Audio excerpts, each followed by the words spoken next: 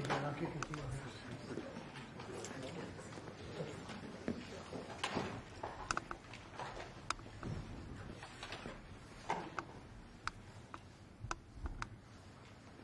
Thank you very much. It's nice to see you. And today we're announcing the creation of the U.S. Strategic Critical Minerals Reserve, the first ever stockpile of critical minerals that you've been hearing so much about. We have the greatest experts on earth behind me for civilian use in times of emergency. We're pleased to be joined on this occasion by General Motors CEO Mary Barra, who's setting records, huh? I hear you're doing unbelievably. 24 hours round the clock, your factories, and you're building brand new factories. Amazing. Great job, Mary. Of course, it helped that you have a president that knows what he's doing. But it's a great job. Proud of you. As well as founder and executive co-chairman of Ivanhoe Mines, Robert Friedland. Thank you, Robert. Thanks as well to Secretaries Marco Rubio, Scott Bessent, Doug Burgum, Howard Lutnick, and Export-Import Bank Chairman John Yovanovitch, along with Senator Bernie Moreno and Congressman French Hill and Bruce Westerman. Thank you all. Thank you, French. For years, American businesses have risked running out of critical minerals during market disruptions. Today, we're launching what will be known as Project Vault to ensure that American businesses and workers are never harmed by any shortage. We don't want to ever go through what we went through a year ago. Just as although it did work out. Thank you. Just as we have long had a strategic petroleum reserve and a stockpile of critical minerals for national defense, we're now creating this reserve for American industry so we don't have any problems. This historic initiative will combine $10 billion in export-import bank financing with $2 billion in private sector financing, and we even expect the American taxpayer to make a profit from the interest on the loan used to start the Project Vault. It's an amazing thing. They've been talking about it for years. Other presidents did a lot of talking, but they didn't do anything. Over the past year, my administration has taken extraordinary steps to make sure the United States has all of the critical minerals and rare earths that we need. We're investing in mining projects. We're expediting federal permitting. The federal permitting, and a lot of it is Lee Zeldin, who's been fantastic, but federal permitting is such a big deal. And we're doing that. The permitting of mines and signing major critical mineral deals with countries from all over the world, and we're getting along with all of them. Every one of them, they want to be in the proper position. We're working very well with countries from all over the world. Today, we're building on these achievements with this vital new reserve. And now I would like to ask Ex-Im Chairman John Yovanovitch to say a few words, followed by our friends from business in Congress. We'll go over that. But we have some great business leaders, the best, here today. And John, if you would start it off, that'd be great. Thank you. Thank you, Mr. President. The President gave us a very clear directive. By clear directive, it was much more of an order for us to figure out how to, for the first time in American history, create a strategic critical minerals reserve in a way that would benefit the non-military manufacturing complex. And the challenge was enormous, not simply because it had never been done before, Mr. President, but we knew that you expected us to deliver in a big way, in a way that was scalable, in a way that was designed for long-term success, and in a way that would help revitalize our domestic mining industry. But most importantly, most crucially, that it not be subsidized by American taxpayers. And so that's exactly what we've done. Mr. President, what you've announced today is a truly uniquely American solution. It brings together our capital markets, which are the best and biggest in the world, with our manufacturers, our innovators, our miners, all pitching in to make this possible. Now, these things don't happen without the best and the brightest within industry being at the table. And, Mr. President, everyone wants to engage with this administration, with your administration. The key ingredient here was your call to action. Your call to action allowed us to bring together the best players in the market, sometimes the fiercest competitors, getting them to work together to come up with a creative solution. Now, in addition to our great team at the Export-Import Bank, who worked around the clock, led by Brian Greeley, Jeff Wilson, Sarah Whitten, many others, we benefited from having the biggest manufacturing CEOs, the smartest market players at the table all looking to solve this problem. So what we have with Project Vault is marrying the capital solution with what we need when we need it most. And the best part about it is that the American taxpayer will earn a return on financing the first ever strategic critical minerals reserve in history. And we thank you, Mr. President, for allowing this to happen. All of the people around us today help make it possible. Our cabinet secretaries, our top CEOs, their teams, top market players, whether it be GM, GE Vernova, Boeing, Clarios, Google, Mercuria, especially Brian Fallick, Hartree, Traxxas, our friend Robert Friedland. All of us work together, Mr. President, to deliver this for you, and for the American people, so that manufacturers and workers all across the country can rest assured they'll have what they need when they need it most. So, and you're covering everything with this. We're not just doing certain minerals and rare earths. We're doing everything. Everything on a critical What about list. magnets? We're focused on the critical raw materials, and we anticipate that led by our great manufacturers, will help breed even more solutions. Great job. Thank you Mr. very President. much. Doug Burgum, please. Mr. President, again, I want to echo what John said, which is a great thank you to you. You've set the direction, and when you took office, you've done more in the last year for mining and minerals in our country, perhaps than any president in history. Just like drill, baby, drill, you said mine, baby, mine. And what's happened in our country is you've led us through deals with equity deals for the first time. The United States of America is driving equity deals to help sustain and balance this market. You unlocked Alaska with the Amber Road project. That opened up over 1,700 mining claims in Alaska.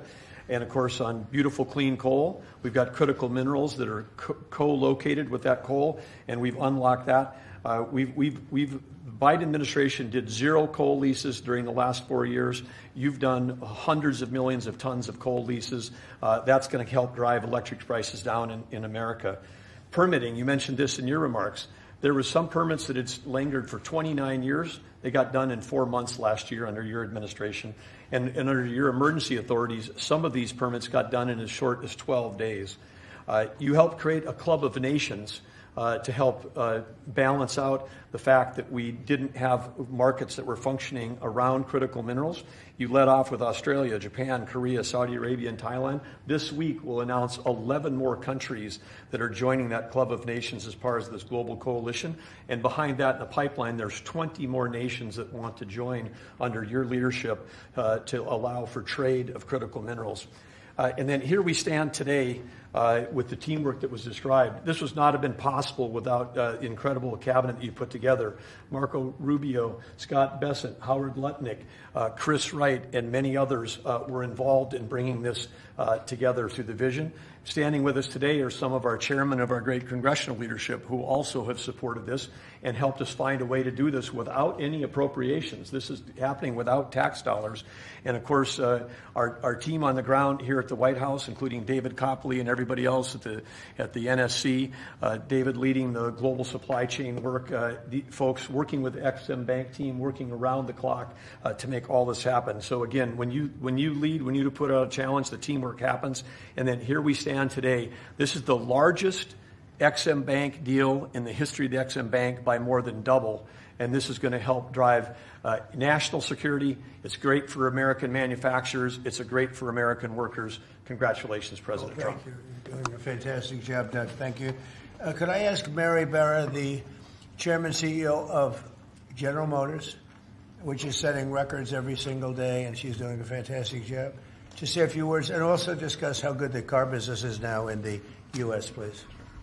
Well, Mr. President, I want to thank you for your commitment to strengthening U.S. manufacturing and supporting the auto industry. I also want to thank your cabinet and members of Congress and the whole team here that made this possible today. Having a resilient supply chain is critical for our nation, and it's critical for all industry, especially the auto industry. We have been strengthened with many of the different policies that have been put in place over the last year. So I want to thank everybody for that. It not only supports U.S. manufacturing, it supports job creation. It also supports the consumer. So thank you. And business is held very strong. We still see a strong consumer, so I'm excited about 2026. I think it's going to be a record with all of your new plants opening up and everything else in our country. And so, in our country. Robert? Please. Mr. President, thank you so much for what you've achieved. Everything we touch, we either grew it agriculturally, and you've helped the farmers, or we mined it. All these cameras you see in front of you, they were mined. Every time you pick up a hand phone, it was mined. And so stimulating the ability for the miners in this country to help you industrialize the country, they're the salt of the earth, and we're super excited that America is doing something for not only our national security, but for the reindustrialization of the country, because you can't reindustrialize Detroit with a lot of metal. And I'm telling you on behalf of every miner I know, they're elated at the breakthroughs that have been achieved here. They'll make a lot more cameras in the future. And maybe you could help us teach everybody that everything you touch like that, somebody mined it. And we need your support, and we're really happy to get it. And congratulations, you're in the Hall of Fame. Is that the Rare Earth Hall of Fame or Minerals Hall of Fame? It's a bunch of pictures of dead guys that go back to Herbert Hoover, who was a miner. Mining's down to 1% of the S&P 500, but really everything you touch needs mining. And this is the first administration, with your support, where we've got hope. We can go out and really do it. So, I last met you in Saudi Arabia with Mohammed bin Salman. We're working in Chile. Right. We want to bring these metals back to the United States and refine them and use them right here. And the vision of this administration, Howard Lutnick's been helping a lot. A lot of people at Exim Bank have been helping a lot. I'm just telling you, the morale of the miners is sky high. Doing a great job. Thank you very much. Congratulations. That's a big deal. Thank you. Thank you. How about French Hill? Say a few words, please. Thank you, Mr. President. Well, on behalf of Congress, Chairman Westerman can talk about how he's helped unleash the ability to mine through permitting reform. And Senator Marino and I serve on the House Financial Services Committee and Senate Banking Committee. And we're best in this country when we take the private sector and we leverage it to unleash the directions that you're made. And so together with our reauthorization of the Exim Bank, we leverage that resource with private sector dollars to make this a success. And it's going to be a huge strategic change in America's industrial capacity. Big difference, right? Big difference. There's never been really anything like what we're doing. Bernie, please. Not to be hyperbolic, but if you hadn't been elected, the auto industry in America would be over. The It would be country completely over. The country would be over. Well, but the auto industry would have been gone first. What the Democrats had done with electric vehicles, the mandates, what you were able to accomplish last year, Secretary Lutnick, what Secretary Bassett was able to do with your leadership, has transformed the auto industry. And I tell you, it's never been better for people in the auto industry. I hear it from all my friends. They are elated. And the worst part is that the people that you really saved were the car dealers in California, in New York, in New Jersey. Right. And they fought me all the way, Mary, right? They fought me all the way, and now they're saying thank you very much. But you're doing a great job. Thank you, Bernie. Scott? Sir, as you always say, economic security is national security, and a country does not have sovereignty if we don't have control of our critical minerals, don't have control of our steel production and our industrial base. And thanks to the work of everyone here through your leadership, this was a public-private partnership that only you could have assembled. And we are taking back our sovereignty, and we are going to have this Vault project, a strategic mineral reserve. And I can't tell you how innovative and exciting this is, and the level of security it is going to give us going forward is phenomenal. And how is your new, and I think new and improved Fed chairman doing? How's that all going? So he's off to a great start. I think so. He had so much built-in credibility, and as the American people, smart people, like the Representative Hill, the Senator Marino, they already knew him, and as the American people get to know him, the important thing is that they will be able to trust the Federal Reserve to steer the economy for them. He's going to do great. Howard, please. So, prior presidents took America for granted. They let our critical minerals only be controlled by China. They let our mining business go to hell by closing all the mines, closing our coal plants while China opened them. They let our auto industry, right? We used to produce 75% of our cars in America, and when Biden left, it was below 50%. We were just letting all of these industries just be shredded from America. And thank goodness You are in this chair changing it and taking it back. We are taking back critical minerals. We are taking back mining. We're taking back the auto industry. You're going to watch us take back pharmaceuticals. We're going to take back semiconductors. None of this could possibly happen without your leadership. And it is the most fun to stand back here with your leadership because we are changing America back and making it great again. That's very true. Anybody would like to say anything else? Amen to that. You guys okay? Everything all right? Chairman. Well, thank you, Mr. President. Such a good man. Go ahead. It's a great day, and it couldn't have happened without your leadership. And I think people will be talking about this for a long time because we're bringing back American mining and American manufacturing. You know, God blessed our country with abundant resources. Secretary Burgum talked about the Ambler Road.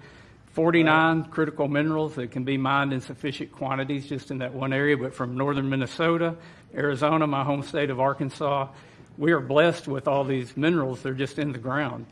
But when we get them out of the ground and not only mine them, but refine them and process and manufacture with them, it'll unleash great wealth for our country, and that'll just build on all the other successes. So thank you for what you've done. It's a great day. And how does it feel to be in the Oval Office? Is that crazy? Were you ever here? No, I've never been here, sir, but Most it's people fantastic. have. All the Mary's gold. been here a little bit. Yeah. Right? But it's a special place. Never been so beautiful either. Yeah, questions, please. Mr. President, speaking of the Fed, would you like to see Janine Pirro drop the investigation into Chairman Powell to help? Senator Tillis has basically said that he's not going to really be working That's with why the he's not a administration senator very to help soon. bring work. So would you like to see the investigation? No, she's got to take it to the end and see. Like you're doing a small renovation, and they've spent almost $4 billion doing a small renovation. I'm doing buildings. I built a hotel, the Waldorf it's called, and I did it for around $200 million. It's a much bigger job. They're spending almost, it could be $4 billion. I'll tell you what, I don't even see an end in sight. I feel badly for the new Fed chairman because he may not have an office for 4 years. I don't know what these people are doing. So it's either gross incompetence or it's theft of some kind or kickbacks. I don't know what it is, but Janine Pirro is incredible, and she'll figure it out. But no, you want to take it and just find out what happened, because we can't go around doing a renovation of a small little complex, very small, couple of little buildings, and spend billions and billions of dollars on it. Something went wrong. We have to find out what it was. Yeah, please. Mr. President, thank you. Speaking of renovations, you announced you wanted to build a new and spectacular entertainment complex at the Kennedy Center. Right. Do you plan on tearing it down, and how much will all of the renovations cost? Probably around $200 million. And, it's funny, in real estate and building, I've done so much of it. I've done so well with it. You want to sit with something for a little while before you decide on what you want to do. And, we sat with it. We ran it. It's in very bad shape. It's run down. It's dilapidated. It's sort of dangerous. Things fall out of ceilings. You've seen it. And we had some big events there. We had a lot of great events there over the last year, but you can't do any work because people are coming in and out, and you have the workmen. We have a marble man over there the other day. He said, every time I put down a piece of marble, people are stepping on the marble. They don't even have time to dry. And you can't do the same quality job if you close it, and, we're fully financed. And so we're going to close it, and we're going to make it unbelievable, far better than it ever was. And we'll be able to do it properly. I was thinking maybe there's a way of doing it simultaneously, but there really isn't. And we're going to have something that when it opens, it's going to be brand new, beautiful. I'm not ripping it down. I'll be using the steel. So we're using the structure. We're using some of the marble, and some of the marble comes down. But when it's open, it'll be brand new and really beautiful. It'll be at the highest level. We can do a much better job, probably in a way a faster job in terms, because when you do it piecemeal, for instance, they have a play tonight, and you can't do anything. You have to pull out everything. And you can't have stanchions all over the place, and people are walking in to see a play. So we'll be closing it sometime around July 4th. It's like we'll close it on July 4th in order to do something great for America. And then we're going to build it. We have great contractors. We're going to build it, and we'll do it right. We're using the highest grade marbles, the highest grade everything. It'll be brand new. Tremendous carriers putting in the air conditioning, or I guess they're a bidder, but they're probably going to get it. Carrier. We're going to have all brand new air conditioning, heating. The steel will all be checked out because it'll be fully exposed. You know, it's been up for a long time. But as anybody knows, it was in very bad shape. It wasn't kept well before I got there. So we're going to make it, I think there won't be anything like it in the country. Sir, Mr. President. Yeah, please. About your meeting with President Petro later this week, he's been quite critical of you since you spoke back in January after the Maduro raid. What would you like to hear from him tomorrow in terms of drug trafficking in Venezuela? What are your expectations? I mean, he's been very nice over the last month or two. He was certainly critical before that, but somehow after the Venezuelan raid, he became very nice. He changed his attitude very much. So, no, I look forward to seeing him. He's coming in. We're going to be talking about drugs because tremendous amounts of drugs come out of his country. And I look forward to see. We're going to have a good meeting. Yeah. Mr. President, Steve Witkoff is going to meet with the Iranian foreign minister on Friday. What are you hoping he'll get out of that meeting? Well, you're going to have a lot of things are happening. You have Iran and you have Russia, Ukraine, and you have the Middle East. We have a lot of things going. A lot of problems were here for a long time before I got here. We settled 8 wars, and I think we're doing very well with Ukraine and Russia. For the first time, I'm saying that. You know, I think we're going to maybe have some good news. We're losing 25,000 people a month are being killed in that war, ridiculous war. 25,000. It was 31,000 last month. Think of it. Young, beautiful kids, you know, the kids of parents, their parents. It doesn't affect us in one way, but in another way, it's 25,000 souls that if I can solve it, you know, we're not spending money like Biden did. He gave $350 billion away. I make everyone pay. And the United Nations, you know, they're a little bit involved, but if you look, take a look at what's happening, the countries of Europe are paying us for the weapons. So we have NATO paying, we send missiles over there, they pay us in full. It doesn't cost us 10 cents. And we make money, I guess, but I don't even want to talk about that because what I really want to do is save those people from dying. They lose, Mary, can you imagine 25,000 to 30,000 people a month? That's like a stadium full of people every single month. And, you know, I mean, I was blessed with something where I can get these things done. Got 8 of them done. I thought all 8 were going to be more difficult than this one. I thought my relationship with President Putin would give us a, you know, much easier road. But there's tremendous hatred between Zelensky and Putin. Tremendous hatred. I mean, it's a shame, but it's taken longer than we thought. I did call up President Putin, and he's agreed. He's put it out to. They have the same cold wave that we do. Maybe different because it's pretty far away, but it's the equivalent. And Ukraine's a very cold country. It's much colder than us. It's colder than, they say, on average, it's Canada or colder. And on top of that, they have a tremendous cold wave. And I asked him if he wouldn't shoot for a period of 1 week, no missiles going into Kiev or any other towns, and he's agreed to do it. So it's something. What about Iran's nuclear program? Do you think Mr. Witkoff can get a deal on that? Well, we're talking about that. We have ships heading to Iran right now, big ones, biggest and the best. And we have talks going on with Iran. We'll see how it all works out. Mr. President, when did you speak with Mr. Putin? President, the Pentagon released National Defense Strategy last week, and it says Where are you from with that nice I'm accent? from Europe, Good. from Lithuania, Baltic states. Good. National Defense Strategy says that U.S. will provide critical but only limited support for European defense. What does that mean, limited support? Will U.S. still provide... Well, we get along very well with Europe. I do. Because, you know, don't forget, I got the GDP lifted from 2% to 5%. Nobody thought that could be possible. And they're giving us a lot of that money. We have the best military equipment. We're selling it to NATO. But I get along very well. But Europe has to be careful because, you know, there are those that say it's no longer recognizable between immigration and energy. You know, it's there's so much potential. In UK, you know, you have the North Sea oil, and they basically closed it down.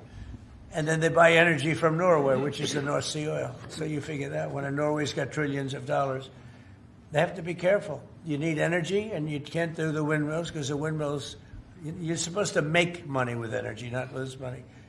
So I'm very disappointed. I love Europe. I love the people of Europe.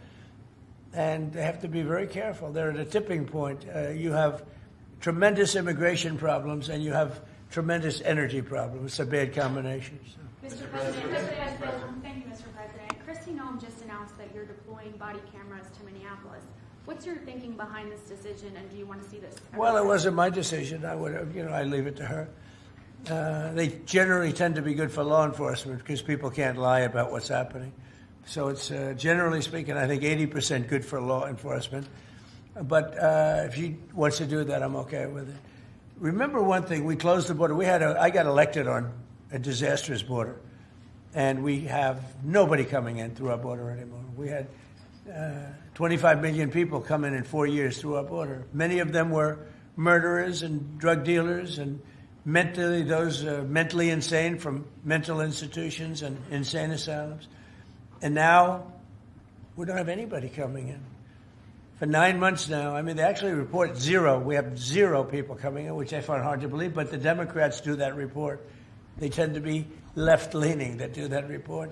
So I assume it's true. And if it's not, it's a very tiny amount of people. But we basically have a tremendously perfect, strong border.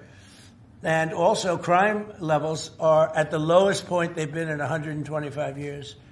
Since 1900, we have the best numbers. And that's despite the fact that we had a lot of criminals and murderers. 11,888 murderers came in. And we have the lowest numbers that we've had in 125 years. So, we're doing a good job. If she wants to do the camera thing, that's okay with me.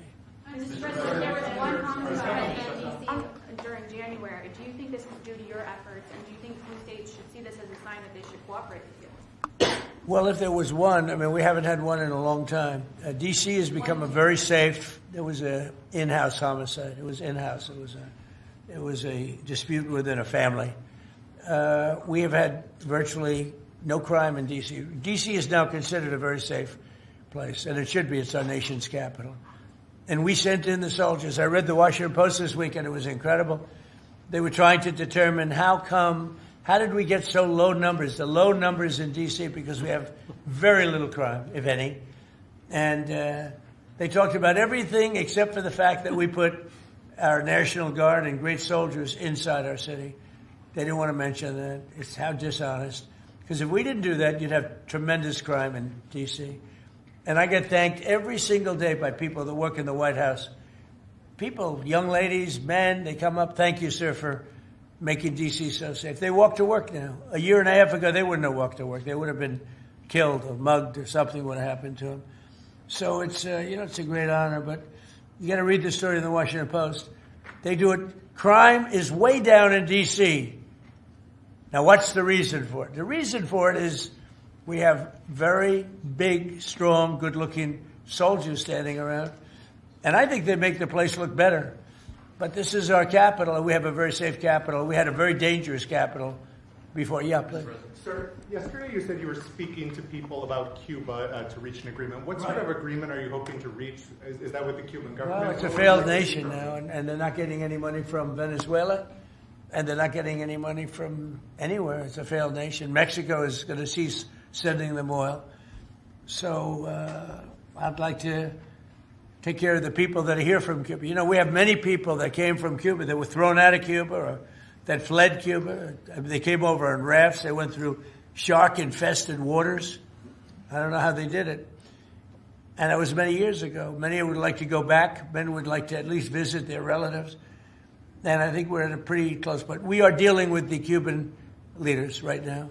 Mr. President, the Wall Street Journal reported that the royal family of Abu Dhabi invested hundreds of millions of dollars in your World Liberty Financial.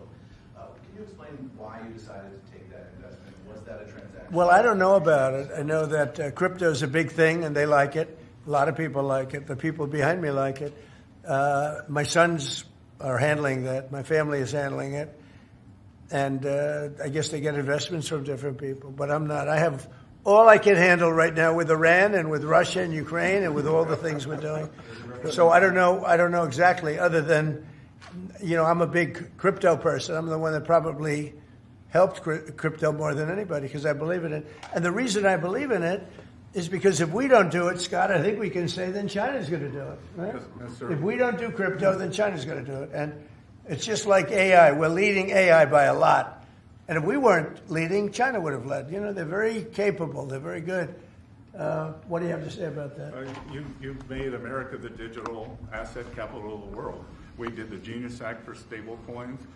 Many of the people standing up here are working on the Clarity Bill to I hope that gets done. Market structure. Yeah. And we're bringing U.S. best practices to an exciting new industry, digital assets, innovation, and it spreads everywhere. So the U.S. And do you agree that if we didn't do it, China and others would, but China would? Oh, China would have had the lead, and then others around the world in terrible jurisdictions would have been doing it. And on Iran, sir, can you say what your threshold military action is? Well, I can't tell you what I'm going to do because right now, we have a tremendous force going there, just like we did in Venezuela, even bigger. And they'll be there soon, and I'd like to see a deal negotiated. I don't know that that's going to happen, but, I mean, if I knew I wouldn't be able to, I wouldn't tell you. I'd be very foolish if I would tell you. But right now we're talking to them. We're talking to Iran, and if we could work something out, that'd be great. And if we can't, probably bad things would happen. Mr. President, there's two polls out today. Yeah, please. On the government shutdown, do you think there could be a resolution of this issue? And have you gotten I do. assurances from House Republicans? Well, I spoke with Speaker Johnson. I spoke with Leader Thune. And I think they're pretty close to a resolution. We were at 5.6% GDP, and we lost 1.5 points because of the 42-day shutdown. Think of that. We would have been at 7. Nobody ever saw a number like 7. And I think, Howard, probably 1.5 points was the number, right? 1.5 for the shutdown. Exactly right. And it's very bad for our country. But despite that, we have the highest numbers we've ever had. We're doing well. We're going right through it. But I will say that I spoke with Senator Schumer numerous times, and I don't think they want to see a shutdown either. Mr. President, are you going to sue Trevor Noah? Last night in a post, you alluded that something could be coming. Yeah, well, he said that I spent time on Jeffrey Epstein's island. I didn't. I mean, he's a lightweight, this guy. He's a terrible. I think he's terrible. I thought he did a terrible job at the Grammys. I thought the whole Grammys was terrible. I watched part of it. It's not watchable. But he was a lousy host. I'd say not as bad as Jimmy Kimmel, but pretty close. And no, he made a statement about me and Jeffrey Epstein. I have nothing to do with that. I have nothing to do with Jeffrey Epstein. And in fact, if you look at the DOJ, they announced, they released 3 million pages. It's like this is all they're supposed to be doing. And frankly, the DOJ, I think, should just say, we have other things to do, because that whole thing has turned out, other than Bill Clinton and, Bill Gates and lots of people that there are a lot of questions about it, but nothing on me. But it was even sort of better than that, because they found that Jeffrey Epstein and this sleazebag writer named Michael Wolff were conspiring against Donald Trump to lose the election. So Epstein was conspiring with a writer for me to lose the election. So right there, that I had nothing to do with this guy. But, it's a terrible thing. The amount of time that's being wasted. When Epstein was alive, like 10 years ago, nobody cared about it. But they're only doing it. But now it's really hitting back on them because Bill Clinton is such a big part of it. The Democrats are pushing it. And the problem is that it's turning out to be the Democrats that were with and conspired with Epstein. So I think you're probably going to see a little pullback from them. But think of it. They were working together to try and help me lose the election. But this is the Oval Office, so I guess that didn't work out too well. Okay, one more question. Mr. President, do you have an update on the U.S. troop level in Europe? Are you planning any force reductions? No, we have a great relationship with Europe. We have a great relationship with our troops. One of the best things that I can say is that if you go back a year and a half ago, so I'm running for election, they had the worst recruitment numbers in the history of our country. Nobody wanted to join the military, or nobody wanted to join the police. Nobody wanted to join the fire departments. We couldn't get anybody to be a proud member of our country. And now, Doug, as I told you before, now we have the best recruiting numbers that we've ever had in our military. Army, Navy, Air Force, Marines, Space Force we love, and Coast Guard. I love the Space Force. It's doing great. But now we have waiting lists on everybody wants to join. You know why? Because people are proud of our country. Because our country is doing great. I think Mary can say the same thing. You had lots of people not working so well, and now you just wish you could get them in faster. I know that it's hard to get them. Yeah, we continue to bring people in and have training programs. We're Right. investing in the U.S. Training workforce. people. Yes. But 2 years ago, you didn't see anything like this. It's amazing what's happened. So we have the number one in the history of our country. We've never had more people that want to join our armed forces than we do right now. And a year and a half ago, nobody wanted to join. They were embarrassed by our country. They were embarrassed by our leadership. And now they're proud of our country. And they're very proud of our leadership. And a lot of the leadership is right behind me. Thank you very much, everybody. Thank you, press. Thank you, press. Thank you. Thank you, press. Let's head out. Thank you, press. Start moving. Thank you, press. Let's go. Let's go.